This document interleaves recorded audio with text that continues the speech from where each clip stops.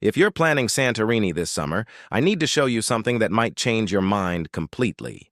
Santorini now gets 15,000 tourists per day in July. That's more people than some Greek islands have permanent residents. Instagram's most popular sunset spot has a literal 2-hour wait time, and a basic hotel in Oya costs 847% more than the exact same quality room just 2 islands over. I just spent 3 weeks testing 10 alternatives that give you the same incredible views, better authentic food, and way lower prices. And number 1 isn't even Greek. It's where A-list celebrities have been hiding for decades, and you've probably never heard of it. Starting at number 10, Foligandros. It's got the same volcanic cliffs and white cube buildings, but with 95% fewer crowds. Number 9 is Antiparos, where you get identical sunset colors, but you'll actually have space to breathe. Number 8, Milos. Here's what's crazy. Milos has better beaches than Santorini. Those colorful rock formations, they're more dramatic than anything Santorini offers. Number 7 is Sifnos, the foodie secret. Local chefs actually vacation here because the restaurants serve real Greek food, not tourist versions. And number 6, Seraphos. It's basically Santorini's quiet cousin who stayed authentic while everyone else sold out to Instagram. All right, things are about to get weird. What if I told you there's a Greek island where rooms with infinity pools cost less than a basic Airbnb in Santorini, and another where you can watch the sunset from your own private terrace, with literally 0 other tourists in sight? Wait, here's the kicker. One of these islands has more Michelin stars per square mile than anywhere else in Greece, including Athens. The top 3 destinations coming up aren't just better than Santorini. They're what Santorini used to be before Instagram destroyed it. Number 5 is Naxos, and this one's personal because I almost kept it secret. Naxos produces 80% of Greece's marble, the same marble that built the Parthenon, but somehow gets only 10% of Santorini's tourists. The sunsets here happen over an ancient temple that's been standing for 2,500 years. In Santorini, you're fighting crowds to photograph buildings from the 1980s. Here, you're alone with actual ancient Greek history. The beaches are longer, the food is half the price, and you can actually have conversations with locals instead of competing with selfie sticks for their attention. Number 4 is Ikaria, one of the world's 5 blue zones where people routinely live past 100. Here's what makes this crazy. The locals party until 4 a.m. and wake up at noon, even the grandparents. They've created a culture where stress literally doesn't exist. The island has natural hot springs that flow directly into the sea, incredible wine that costs €3 a bottle, and beaches that you'll have completely to yourself. But here's the kicker.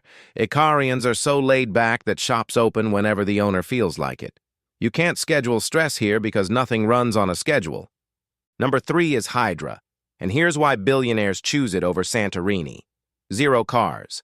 They've been banned since 1963, making this the only car-free island in the Mediterranean. Leonard Cohen bought a house here for $1,500 in the 60s and wrote, "Bird on a wire" on this island.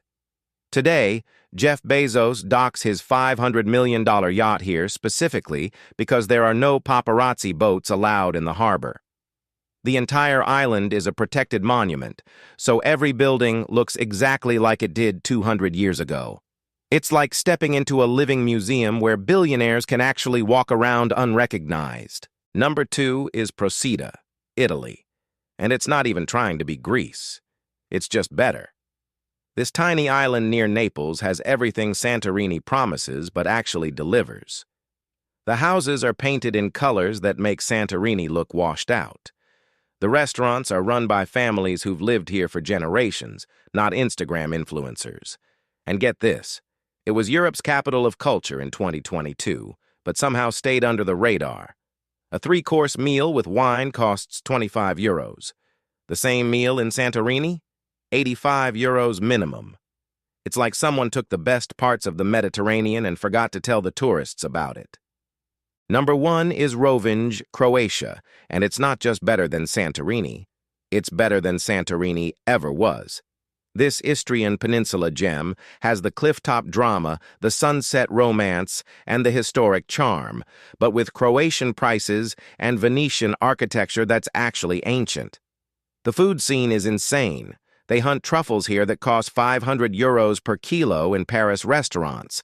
The wine cellars are built into 2,000-year-old Roman foundations, and here's why celebrities love it. You can get Michelin-level dining, luxury accommodations, and complete privacy for less than a basic Santorini hotel room. The sunset views from the bell tower are objectively better than Oya. More colors, more drama, zero wait time. Bonus destination, Kotor, Montenegro. I wasn't even going to include this because it feels unfair to the other places. It's like someone took a Norwegian fjord and moved it to the Mediterranean. The old town is surrounded by medieval walls that climb straight up a mountain. It's like Game of Thrones meets the Greek islands. And here's the crazy part. Luxury hotels here cost less than hostels in Santorini. You can hike to a 9th-century fortress for sunrise and have the entire Bay of Kotor to yourself. The photos you'll get here will make your Santorini friends seriously question their choices. If you already booked Santorini, here's your recovery plan. First, use Santorini as a hub.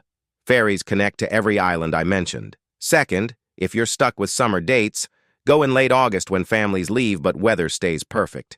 Third, do sunset at sunrise instead. 6 a.m. Oya looks identical to 8 p.m. Oya but with zero crowds. Fourth, skip Oya entirely and stay in Pyrgos or Megalokori. Same views, 70% lower prices, actual Greek culture. And book experiences with locals, not tourist companies. Real Santorini still exists. It's just hiding from Instagram. Timing is everything with these alternatives. For Greek islands, May and September are perfect. Warm weather, calm seas, but no crowds.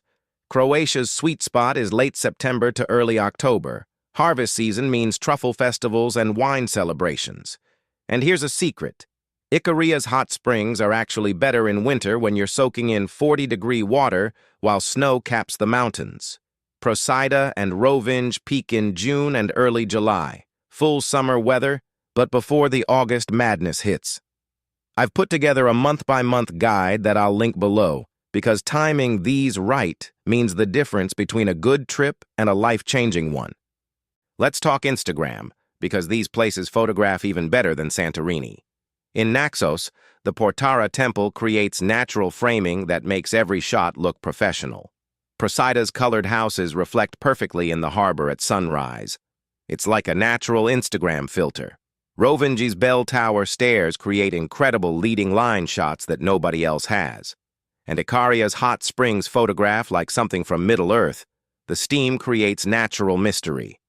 Here's the thing. Your followers won't know these aren't Santorini unless you tell them. But your photos will be unique because these places aren't flooded with identical content. The bottom line is this. Santorini isn't bad, it's just been loved to death. These alternatives give you everything Santorini promises. The romance, the history, the incredible food, the sunset views, but they also give you something Santorini can't anymore. Authenticity. You get to experience places where locals still live normal lives, where restaurants cook for taste instead of Instagram, where you can have a conversation without shouting over crowds. If you want to be a tourist, go to Santorini. If you want to be a traveler, pick one of these. I've put detailed guides for all 11 destinations in the description, including exact costs, best neighborhoods to stay, and how to get there. And if this saved you from a disappointing trip, hit subscribe because I'm testing more overrated versus hidden gem destinations every month. Which of these 11 surprised you the most? Let me know in the comments.